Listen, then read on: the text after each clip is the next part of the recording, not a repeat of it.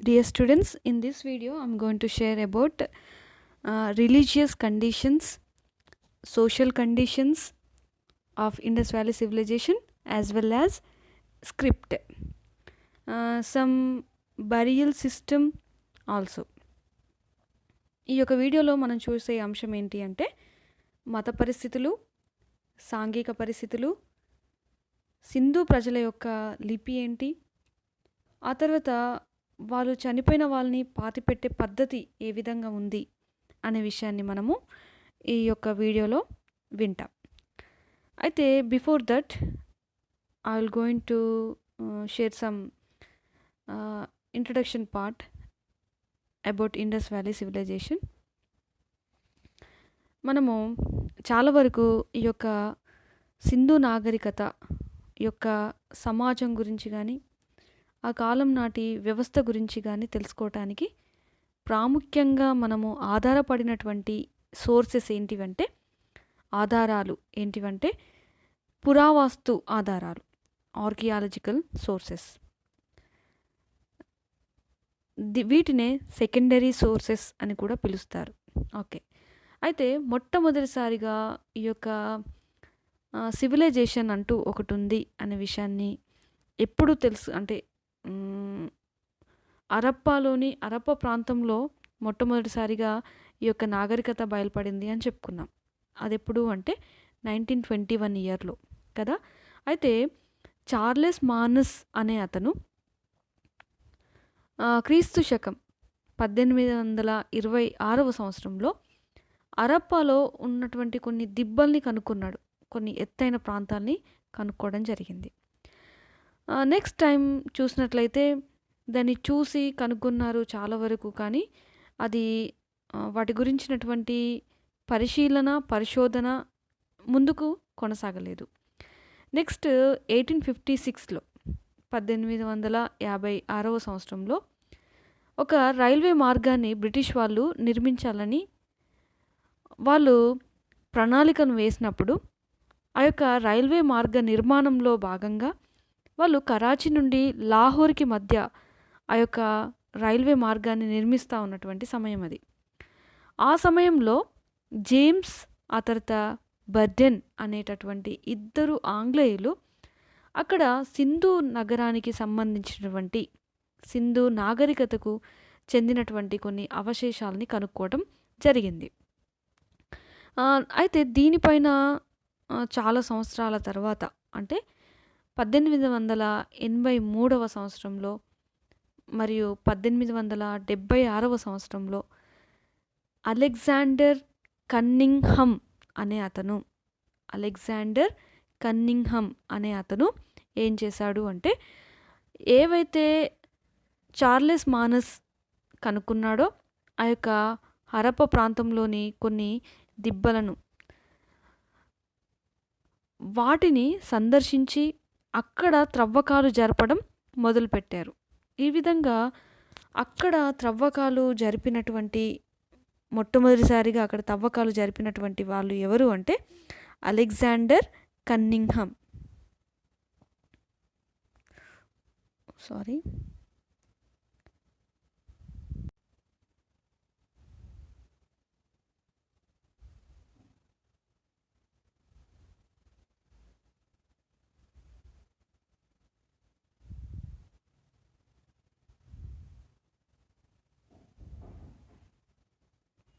Alexander Cunningham అనే అతను మొట్టమొదటిసారిగా అక్కడ త్రవ్వకాలు జరపడం జరిగింది. ఎవరితను? Is the first director general of anthropological survey of India. ఇతను ఏఎస్ఐ ఆంథ్రోపాలజికల్ సర్వే ఆఫ్ ఇండియాకి మొట్టమొదటి గవర్నర్ జనరల్. ఈ విధంగా హరప్ప దిబ్బలలో ఇతను చేపట్టినటువంటి త్రవ్వకాలు తద్వారా ఇక్కడ ఒక నాగరికత ఉంది అనే విషయము బయలుపడింది. అందుకనే ఇతన్ని ఏమని పిలుస్తారు అంటే పురావస్తు శాఖ పితామహుడు అని పిలవడం జరుగుతుంది. ఫాదర్ ఆఫ్ ఇండియన్ ఆర్కియాలజీ అని పిలవడం జరుగుతుంది. ఓకే, అయితే ఇతను అక్కడ మొట్టమొదటిసారిగా త్రవ్వకాలు చేపట్టిన తర్వాత Sir John Marshall Sir John Marshall అనే అతను పురావస్తు శాఖ డైరెక్టర్ జనరల్గా ఉన్నప్పుడు అతని ఆధ్వర్యంలో మనము ప్రీవియస్ వీడియోలో చెప్పుకున్నట్టుగా R D Banerjee, M1 Vats, KN Dikshit, Dayaram Sahni, MG Majumdar అనే వాళ్ళు పనిచేశారు. వీళ్ళ యొక్క కృషి ఫలితంగా సర్ జాన్ మార్షల్ పర్యవేక్షణలో వీరి యొక్క కృషి ఫలితంగా దయారాం సహానీ అనే అతను 1921 సంవత్సరంలో భారతదేశంలో మొట్టమొదటి నాగరికత అయినటువంటి సింధుకి సంబంధించినటువంటి అవశేషాలని హరప్పా అనే ప్రాంతంలో కనుక్కున్నారు దయారాం సహానీ. దీన్ని బట్టి భారతదేశ చరిత్రలో మొదటి నాగరికత సింధు నాగరికత అని పరిగణించారు. అంతవరకు ఎక్కడి నుండి చరిత్రకి ఆధారాల్ని చాలా స్పష్టంగా ఉన్నాయి అంటే వీళ్ళ తర్వాత కాలం నుండి 1750 BC కాలం నుండి ఆర్యులు యొక్క చరిత్రను మనము లిఖితపూర్వక ఆధారాలతో మనం చదువుకుంటాం. అయితే సింధు నాగరికత ప్రజలకు లిపి ఉంది. అది ఏం లిపి అనేది నెక్స్ట్ స్లైడ్లో మనం చూస్తాం. ప్రస్తుతం ఇప్పుడు మనము రిలీజియస్ కండిషన్స్ గురించి చెప్పుకుందాం. మత పరిస్థితులు. The major sources to know about religious life of this period are the seals and some structural remains. వీరి యొక్క మత పరిస్థితుల్ని మనం తెలుసుకోవాలి అంటే ప్రధానంగా వాళ్ళు వేసుకున్నటువంటి హస్తకళల పైన, ఆ తర్వాత సీల్స్ పిక్చర్లో మనకు కనబడతా ఉన్నాయి కదా, ఈ యొక్క ముద్రల పైన మనం ఆధారపడే వీరి యొక్క చరిత్రను మనము తెలుసుకోవాలి, మత పరిస్థితుల్ని మనము తెలుసుకోవాలి. అయితే ఆ తర్వాత ఆ యొక్క సీల్స్ పైన ఉన్నటువంటి ఆ యొక్క ముద్రల పైన ఉన్నటువంటి కొంత రైటింగ్స్, రాతల మూలంగా కొంతమంది అఫీషియల్స్, మర్చెంట్స్ దానిపైన ఉపయోగించినటువంటి ఆ యొక్క పిక్చర్స్ మూలంగా వాళ్ళ యొక్క అఫీషియల్ రిలీజియన్ గురించి మనము తెలుసుకోవటానికి వీలవుతుంది. అయితే ఇందులో చూసినట్లయితే in Indus region there is 1524 seals were founded. Among them, nearly 1159 seals represented a single animal called unicorn. This is the unicorn. అంటే దాదాపు 1500కు పైగా ముద్రలు లభిస్తే, ఓకే, వాటిలో 1000కి పైగా ఈ యొక్క సీల్ ఏది, ఈ కార్న్ అనే సీల్, ఈ యూనికార్న్ అదేంటి అంటే ఒక్కటే కొమ్ము కలిగినటువంటి గుర్రం. ఈ బొమ్మ చాలా ముద్రల్లో లభించింది. అయితే ఇది ఏం రిప్రజెంట్ చేస్తుంది అంటే సమ్ రిలీజియస్ రిచువల్స్ ఉంటాయి కదా, మతానికి సంబంధించినటువంటి ఆచారాల్లో, పద్ధతుల్లో ఈ యొక్క యూనికార్న్ అనేటటువంటి ఈ యొక్క జంతువుకి చాలా ప్రాధాన్యత ఇచ్చారు అనే విషయము చెప్తారు. Unicorn which is a humpless bull with single horn. It's indicating religious importance of this animal. దీనికి చాలా మతానికి సంబంధించినటువంటి ప్రాధాన్యత ఉంది అనే విషయము తెలుస్తుంది. అంటే దీన్ని బట్టి ఏం చెప్పొచ్చు అంటే వీళ్ళు మత వ్యవహారాల్లో చాలా జంతువుల్ని వీళ్ళు పూజించారు. అందులో ఈ యొక్క ఒంటె కొమ్ము కలిగినటువంటి ఈ యొక్క గుర్రము చాలా ప్రాముఖ్యత కలిగింది అనే విషయము చెప్పొచ్చు. నెక్స్ట్ చూసినట్లయితే some Pashupati. It is a very unique seal from Mohenjodaro. ఎలా అంటే లభించినటువంటి అన్ని ముద్రల్లో ఈ యొక్క ముద్రకి, ఈ యొక్క సీల్కి ఒక ప్రాముఖ్యత ఉంది. ఎలా అంటే ఇక్కడ ఉన్నటువంటి ఆ యొక్క ఉమెన్ ఏ విధంగా కనిపిస్తాడు అంటే ఈ has seated in yogic pastures. అతను యొక్క పోర్చర్ ఏ విధంగా ఉంటుంది అంటే ఒక యోగి లాగా కూర్చుంటాడు. ఆ తర్వాత ఇతనికి ఎలా ఉంటుంది అంటే బఫెల్లో అంటే ఎద్దుకున్నటువంటి కొమ్ములతో ఉన్నటువంటి కిరీటం ఉంటుంది. Next he has surrounded by A rhinoceros and water buffaloes on one side and another side elephant and tigers. ఆ తర్వాత ఇతని కింద 2 జింకలు ఉంటాయి. ఈ విధంగా ఇతను రిప్రజెంట్ చేయబడతాడనమాట. అంటే ఇతని చుట్టూ ఒక ఎద్దు, ఖడ్గమృగం, నెక్స్ట్ ఏనుగు, నీటి ఏనుగు, ఆ తర్వాత ఒక టైగర్ అంటే పులి ఉన్నట్టుగా మనం చూస్తామన్నమాట. ఆ తర్వాత ఇతని కింద 2 జింకలు ఉన్నాయి అనే విషయం మనము గమనించవచ్చు. అయితే దీన్ని స్కాలర్స్ ఏమని చెప్తూ వచ్చారు అంటే is Pashupati the lord of the beast or protector of cattles. పశువుల్ని సంరక్షించేటటువంటి దేవుడిగా ఈ యొక్క పశుపతిని పూజించారు. అయితే సేమ్ ఇతను ఏ విధంగా ఉంటాడు అంటే హిందూ మతంలో ఉన్నటువంటి శివ దేవుడుగా ఉంటాడనమాట. Is the lord of animals. ఈ విధంగా చూడాలి అంటే పశుపతి అంటే లార్డ్ ఆఫ్ ఆల్ యానిమల్స్గా ఇతను రిప్రజెంట్ చేయబడతాడు. అయితే ఇక్కడ ఏంటి అంటే ఈ వాజ్ సిట్టింగ్ అండర్ పెపల్ ట్రీ. ఇది మర్రి చెట్టు. ఇది ఏ విధంగా ఉంటుంది అంటే అతను రావి చెట్టు. రావి చెట్టు కానీ మర్రి చెట్టు మేబీ ఒకటే అర్థం ఇచ్చేటటువంటి వృక్షం కావచ్చు ఇది.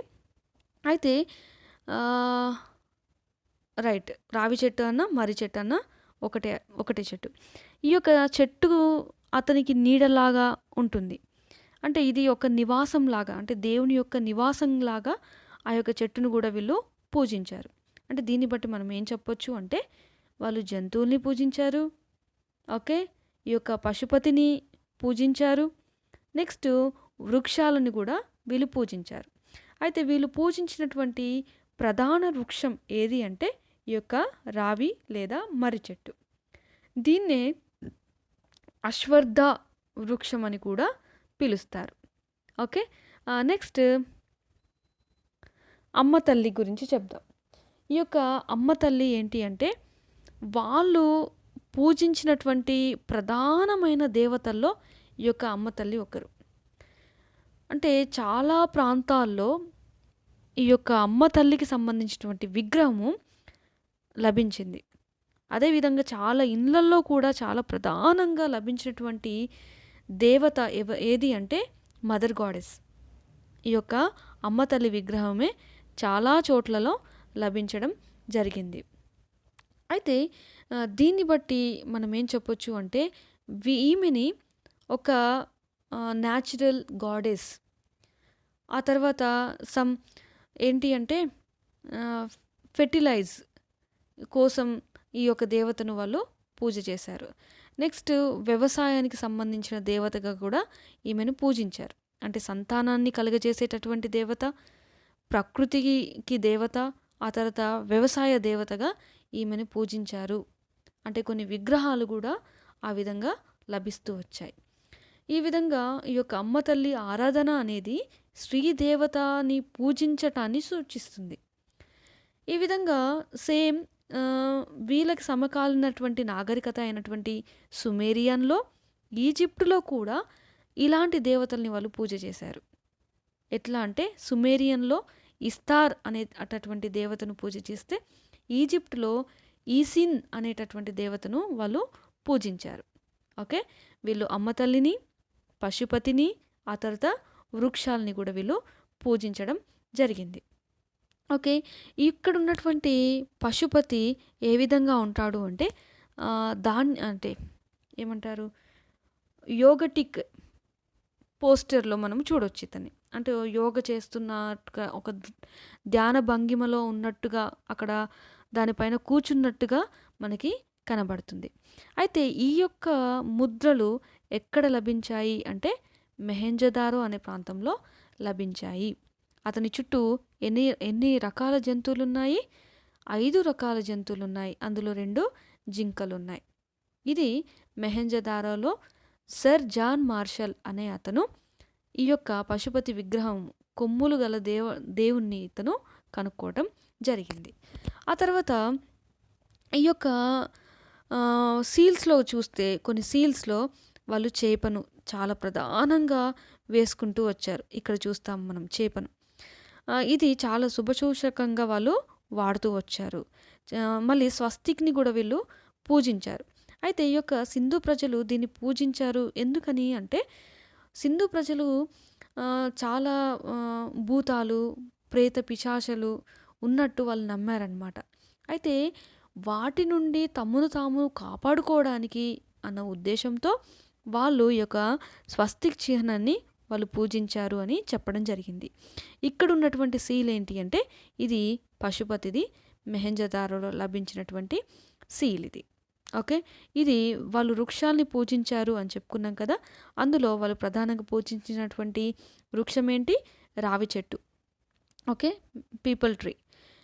నెక్స్ట్ చూసినట్లయితే వీళ్ళు పామును కూడా పూజించారు.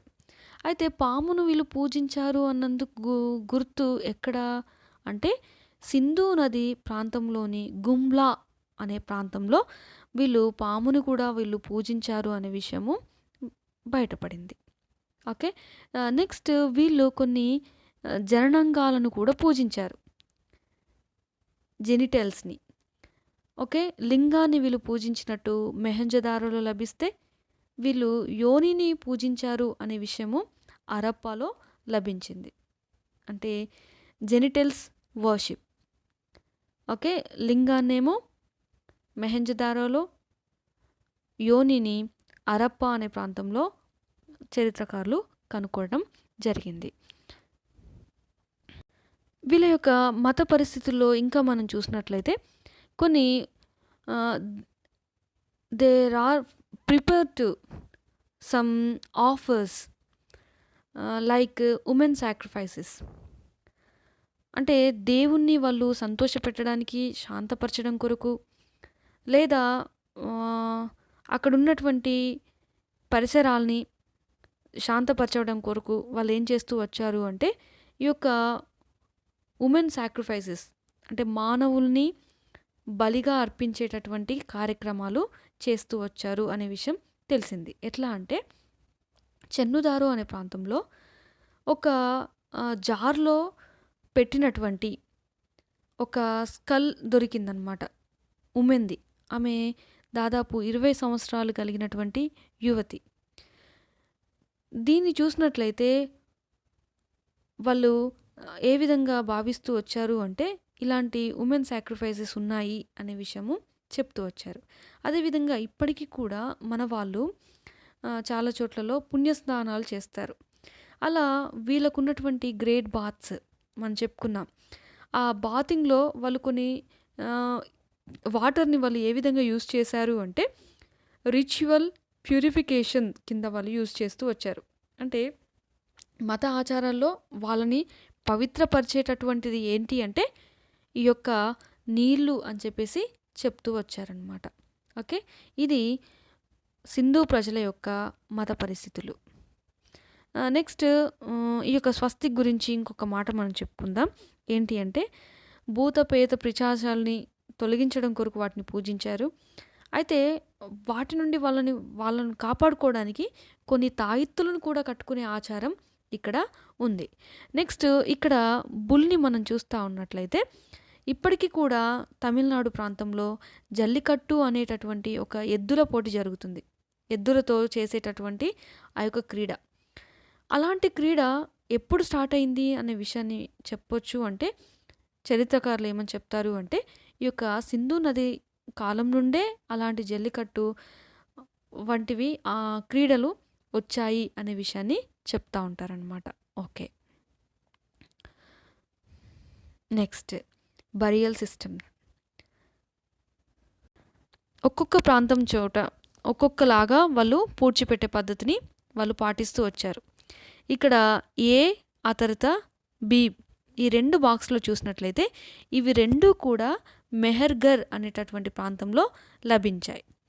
అయితే ఇక్కడున్న బాక్స్‌లు మనం చూసినట్లయితే బరియల్ ఇన్ క్లే బాక్స్, ఒక మట్టి దాంట్లలో వాళ్ళు పెట్టారు.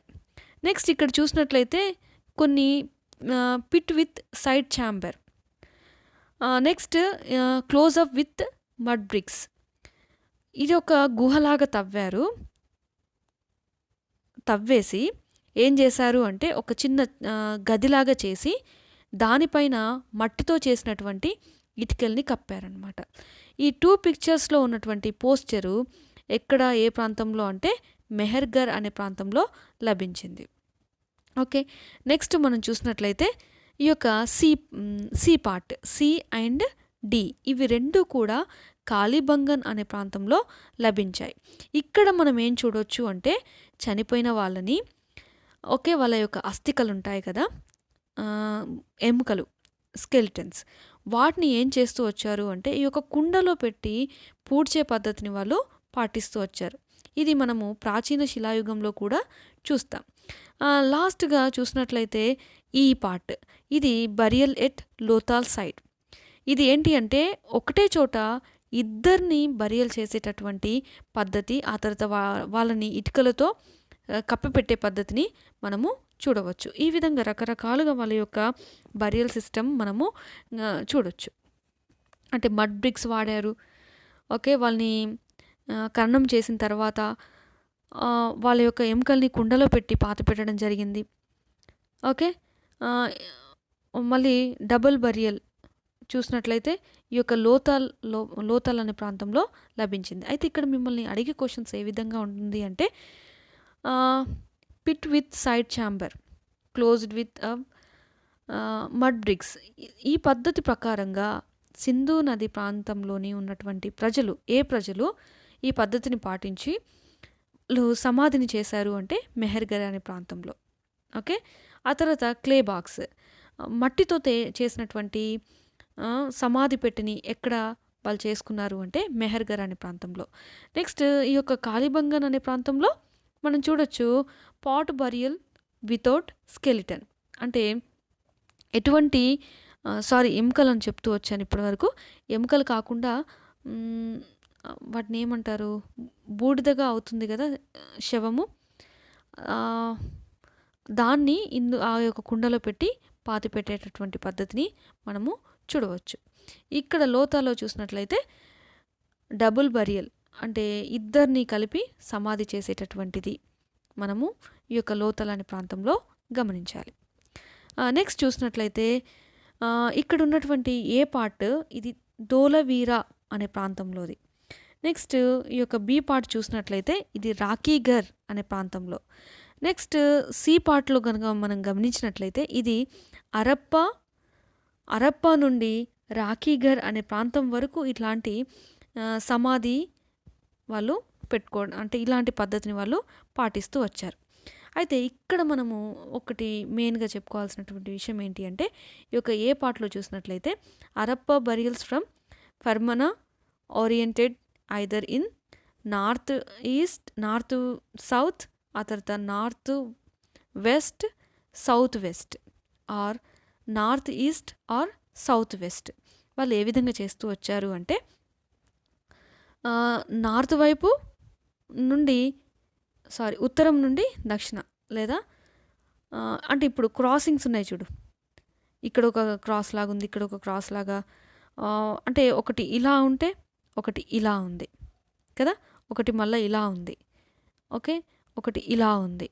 అంటే ఉత్తరం నుండి దక్షిణం, లేదా ఉత్తరం నుండి వెస్ట్ సైడ్ కానీ, సౌత్ నుండి ఈస్ట్ కానీ, దక్షిణం నుండి తూర్పు కానీ, లేదంటే ఉత్తరం నుండి తూర్పు కానీ, మళ్ళీ దక్షిణం నుండి పశ్చిమ కానీ, వాళ్ళు ఈ విధంగా డైరెక్షన్స్ని వాళ్ళకి ఎలా అనిపిస్తే అలా వాళ్ళని పాతి పెట్టడం జరిగింది. ఏదేమైనప్పటికీ హెడ్ మాత్రం, డెడ్ బాడీస్ యొక్క హెడ్ మాత్రం కంపల్సరీ నార్త్ సౌత్ డైరెక్షన్లో ఉండేటట్టు వాళ్ళు పెట్టుకోవడం జరిగిందనమాట. కంపల్సరీ నార్త్ కానీ సౌత్ కానీ వాళ్ళు వాడుతూ ప్రతి దాంట్లో చూస్తాం. ఇందులో నార్త్ సౌత్ ఉంది, ఇందులో కూడా నార్త్ సౌత్ ఉంది, ఇందులో కూడా నార్త్ సౌత్ ఉంది. ఈ రెండు వైపులా తమ యొక్క డెడ్ బాడీస్ని వాళ్ళు అంటే ఎటువైపు అయినా సరే ఈ రెండిట్లలో వాళ్ళ తలను పెట్టేవాళ్ళనమాట. Okay. Next primary burials from Farmana B. Next చూసినట్లయితే అంటే ప్రాథమికంగా ఇలా వాళ్ళు పూడ్చిపెట్టేవాళ్ళు ఈ విధంగా. ఓకే. నెక్స్ట్ సి చూసినట్లయితే సెకండరీ బరియల్స్. నెక్స్ట్ థర్డ్గా చూడాలి అంటే ఇది సింబాలిక్గా మనం అంటే సూచనంగా ఇలా కుండలు లేదా సమాధి ఈ విధంగా బరియల్ సిస్టమ్ని వాళ్ళు ఉపయోగిస్తూ వాళ్ళకి సంబంధించినటువంటి ఓకే ఆర్నమెంట్స్ని కూడా కొన్నిసార్లు వాళ్ళతో పాటు ఆ యొక్క కుండల్లో పెట్టి వాళ్ళని పాతి పెట్టేవాళ్ళు. నెక్స్ట్ స్క్రిప్ట్ కనుక గమనించినట్లయితే అసలు చాలా గొప్ప విషయం ఏంటి అంటే వీళ్ళకి స్క్రిప్ట్ కూడా ఉంది కదా. ఒక వ్యవస్థను నాగరికత అనడానికి వాళ్ళకు ఉండవలసినటువంటి ప్రాముఖ్యమైనటువంటి అంశం ఏంటి, వాళ్ళకి లిపి ఉండాలి. ఓకే, వాళ్ళ యొక్క రైటింగ్ ఉండాలి. అంటే ఇప్పుడు మనకి ఒక లిపి ఉంది కాబట్టి మనం తెలుగును రాస్తాం. అదేవిధంగా లంబాడి భాషకు లిపి ఉండదు కాబట్టి దాన్ని రాయలేరు కదా. సింధు నాగరికత ప్రజలు వాళ్ళ యొక్క భాషకి లిపిని వాళ్ళు కలిగి ఉన్నారు. కానీ ఈ యొక్క అక్షరాల్ని చదవటం అనేది చాలా కష్టతరమైనది అన్నమాట. అందుకే లభించినటువంటి కొన్ని ఆధారాలతోటి వీరి యొక్క చరిత్రను పునర్నిర్మించారు పురాతత్వ శాస్త్రవేత్తలు. అయితే వీళ్ళ యొక్క రైటింగ్ ఏ విధంగా ఉంది అంటే దీన్ని సర్పలేఖిని అని పిలుస్తారు. ఎందుకు సర్పలేఖిని అని పిలుస్తారు ఎందుకు సర్పలేఖిని అని పిలుస్తారు అంటే వీళ్ళు ఇప్పుడు మనము తెలుగు ఎట్లా రాస్తాం, ఇక్కడ నుండి రాసుకుంటూ వెళ్తాం, మళ్ళీ ఏం చేస్తాం, మళ్ళీ ఇక్కడ నుండి మళ్ళీ స్టార్ట్ అవుతుంది. అయితే వీళ్ళ యొక్క లిపి ఏ విధంగా ఉంటుందంటే ఇటు నుండి రాస్తారు, ఎడమ నుండి కుడికి రాస్తారు, మళ్ళీ కుడి నుండి ఎడమకు రాస్తారు, ఎడమ నుండి కుడికి రాస్తారు. ఇలా ఒక సర్పంలాగా వెళ్ళిపోతుంది. అందుకని దీన్ని సర్పలేఖిని అని పిలవటం జరుగుతుంది. నెక్స్ట్ ఇది దాదాపుగా ఈ విధంగా బొమ్మలతో ఉంటుంది. ఇవన్నీ బొమ్మల్లాగా అంటే బొమ్మల లిపి వీళ్ళ యొక్క లిపి. దీన్ని ఇంగ్లీష్లో ఏం చెప్పొచ్చు అంటే పిక్టోగ్రఫీ అని పిలుస్తారు. చాలా ఇంపార్టెంట్ పాయింట్ ఇది. సింధు నాగరికత ప్రజల యొక్క లిపి ఏంటి? ఓకే, బొమ్మల లిపి లేదా చిత్రలిపి లేదా పిక్టోగ్రఫీ. ఓకే, పిక్టోగ్రఫీ అంటే ఏంటి? బొమ్మల లిపి అనే అర్థం. PICTOGRAPHY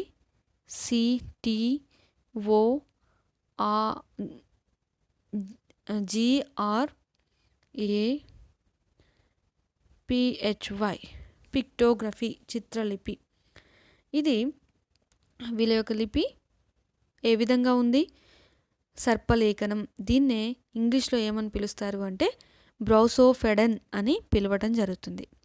అయితే ఎక్కువగా రెక్టాంగిల్లో ఉన్నటువంటి ఈ విధంగా రెక్టాంగిల్లో ఉన్నటువంటి ముద్రలు అంటే ఆ యొక్క ముద్రలే వీళ్ళ యొక్క లిపికి ప్రధాన కేంద్ర బిందువు.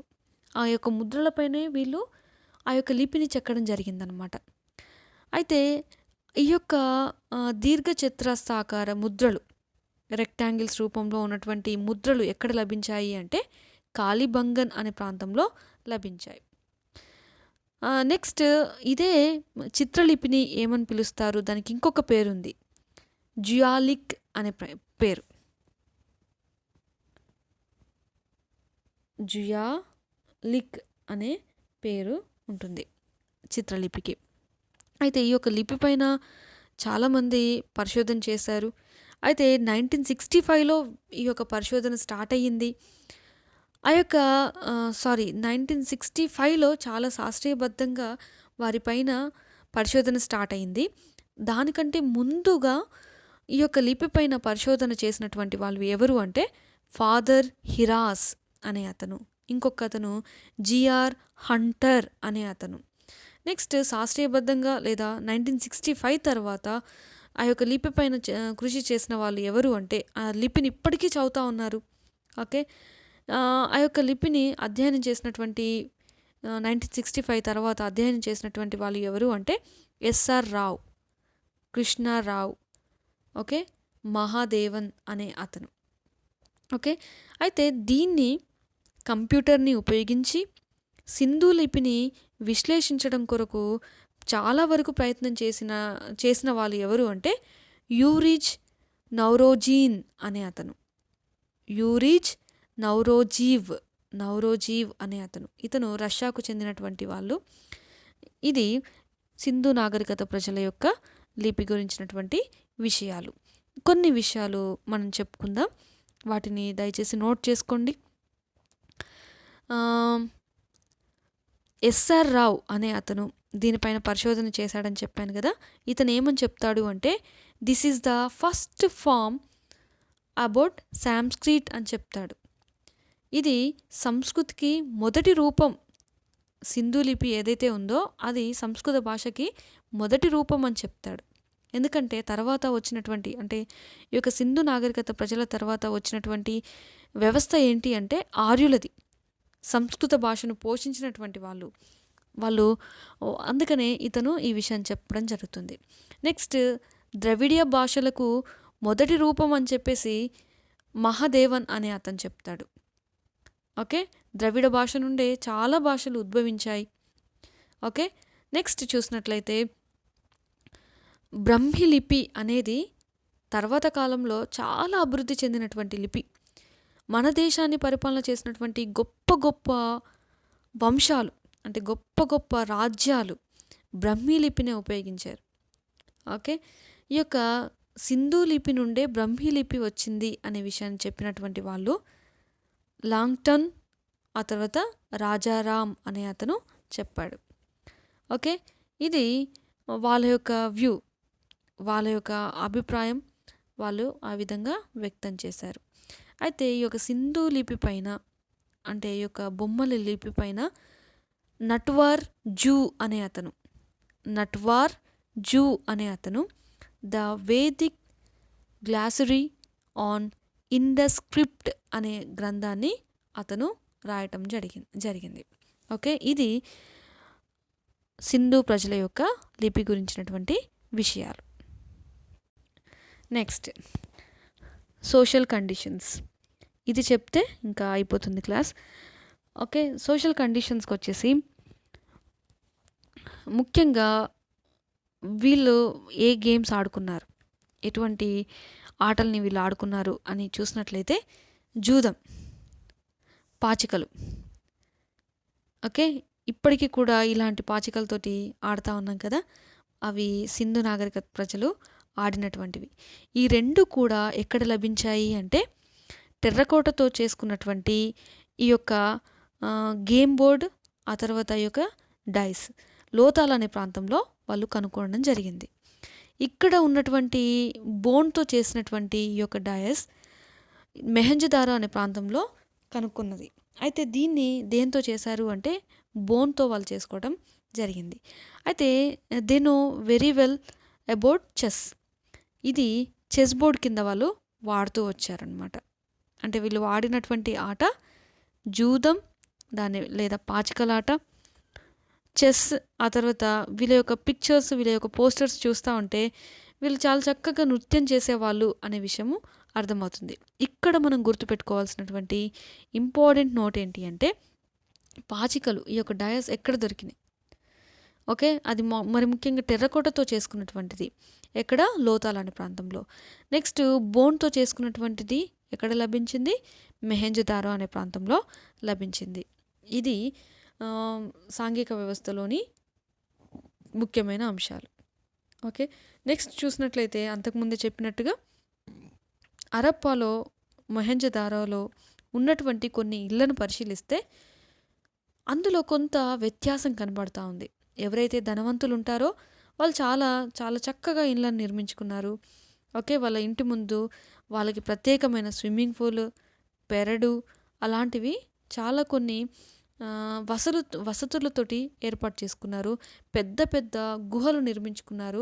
ప్రతి రూమ్కి ఒక్కొక్క ప్రత్యేకత. వాళ్ళు ఇప్పుడు మనం ఏ విధంగానైతే hall, bedroom, kitchen, okay.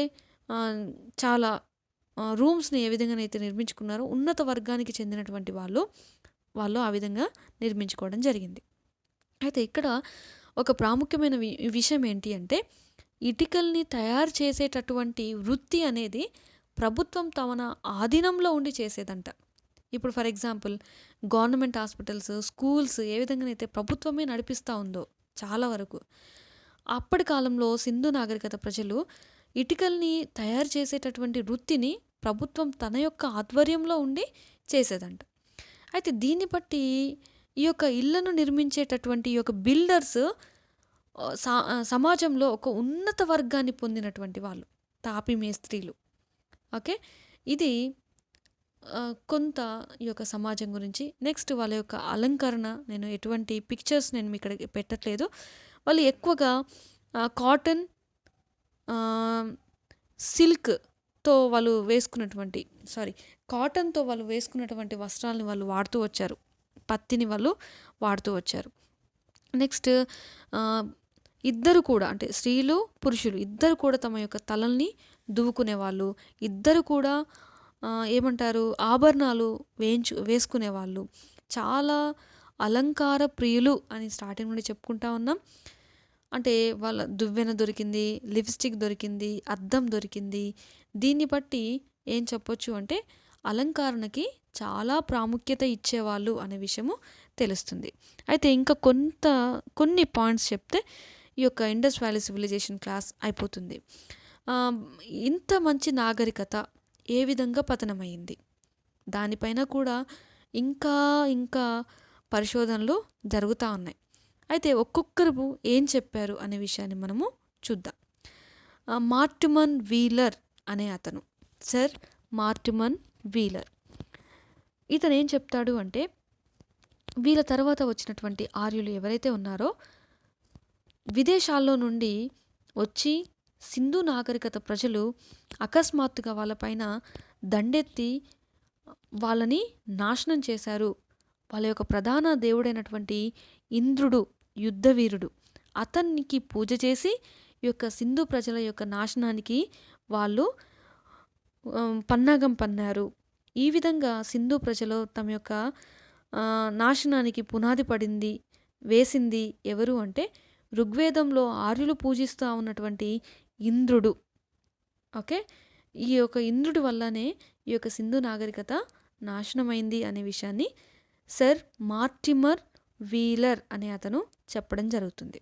Next sir John Marshall అనే అతను చెప్పే విషయం ఏంటి అంటే, సింధు నది చాలాసార్లు వరదలు వచ్చేవి. ఓకే. వాళ్ళ యొక్క నివాసాలన్నీ కూడా నదుల ప్రాంతంలోనే ఉన్నాయి కదా. ఈ యొక్క వరదల కారణంగానే వీళ్ళ యొక్క నాగరికత అంతరించిపోయింది అనే విషయాన్ని చెప్పడం జరుగుతుంది. ఓకే. నెక్స్ట్ రష్యాకు చెందినటువంటి చరిత్రకారుడు సుమేవ్ అనే అతను ఏమని చెప్తాడు అంటే, భూకంపాలు వచ్చినాయి అందుకనే సింధు నాగరికత నాశనమైంది అని చెప్పడం జరుగుతుంది. నెక్స్ట్ మన యొక్క భారతదేశానికి చెందినటువంటి చరిత్రకారుడు డిడి కోశాంబి అనే అతను పర్యావరణ మార్పులే సింధు నాగరికతకి వారి యొక్క పతనానికి ప్రధాన కారణమని చెప్పడం జరుగుతుంది. నెక్స్ట్ రఫీక్ మొఘల్ అనే ఇతను చాలా భిన్నమైన కోణంలో ఒక విషయాన్ని చెప్తాడు. ఏంటి అంటే, అక్కడ ఉన్నటువంటి నదులు ఎండిపోయినాయి. గగ్గర్ అనే నది ఎండిపోయింది. అందుకని చెప్పేసి వీళ్ళ యొక్క పతనానికి ఈ యొక్క కారణము తోడ్పడింది అనే విషయాన్ని చెప్పడం జరుగుతుంది. ఏదేమైనప్పటికీ మన భారతదేశంలో మొదటి నాగరికత సింధు నాగరికత. దీనికి ఉన్నటువంటి ప్రాముఖ్యత ఎంతనో ఉంది. ఎంతో చక్కగా ఒక మంచి వ్యవస్థను నిర్మించుకున్నారు. ఓకే. ఇటువంటి ప్రాముఖ్యం కలిగినటువంటి నాగరికత మనము చర్చించుకోవటం చాలా మంచి విషయం. దీనిపైన క్వశ్చన్స్ చాలా వరకు వస్తాయని అంతకుముందే చెప్పాను. దయచేసి దీన్ని నోట్ చేసుకోండి. ఇంకా కొన్ని విషయాలు నేను చెప్తాను, దయచేసి ఓపిక చేసుకొని వినండి. కొన్ని ప్రాంతాలు బన్వాలి అనే ప్రాంతంలో పాక్షికంగా శరీరాన్ని దహనం చేసి అందులో ఉన్నటువంటి కొన్ని అవయవాలు తీసుకొని పూడ్చిపెట్టే పద్ధతిని ఈ యొక్క బన్వాలి అనే ప్రాంతంలో వాళ్ళు కొనసాగించారు. ఓకే. నెక్స్ట్ మనము కుండల్లో వాళ్ళు పాతి పెట్టారు, ఇలాంటి కుండల్ని వాడారు అని చెప్పాం కదా. ఈ యొక్క కుండల్లో చితాభస్మాన్ని పెట్టేసి పూడ్చే పద్ధతిని ఎక్కడ మనం చూడొచ్చు అంటే రంగాపూర్ అనే ప్రాంతంలో. నెక్స్ట్ కుండల్లో శవాన్ని పెట్టి పూడ్చేటటువంటి పద్ధతి సుర్కోడాటా అనే ప్రాంతంలో. ఓకే. నెక్స్ట్ ఇక్కడ మనము చూసినాం కదా, ఇద్దరిని కలిపి ఒక్కటేసారి దహనం చేశారు లోథల్ అనే ప్రాంతంలో. మేబీ వీళ్ళిద్దరిది ఒకరి స్త్రీది, ఒకరిది పురుషుడిది. అయితే ఈ యొక్క సింధు నాగరికత కాలంలో సతీ సహగమనం అనేటటువంటి ఆచారం ఉంది అనే విషయము ఎక్కడ తెలుస్తుంది అంటే ఈ యొక్క లోథాల్ అనే ప్రాంతంలో తెలుస్తుంది. నెక్స్ట్ హరప్ప ప్రాంతంలో కొన్ని చెక్కలతో వాళ్ళు చేసుకున్నటువంటి శవపేటిక లభించింది. దాన్ని బట్టి వాళ్ళు చెక్కల నిర్మాణంతో వాళ్ళు శవాన్ని పూడ్చేవాళ్ళు అనే విషయము స్పష్టమవుతుంది. ఈ విధంగా ఇది సింధు నాగరికత గురించినటువంటి last class. Thank you so much.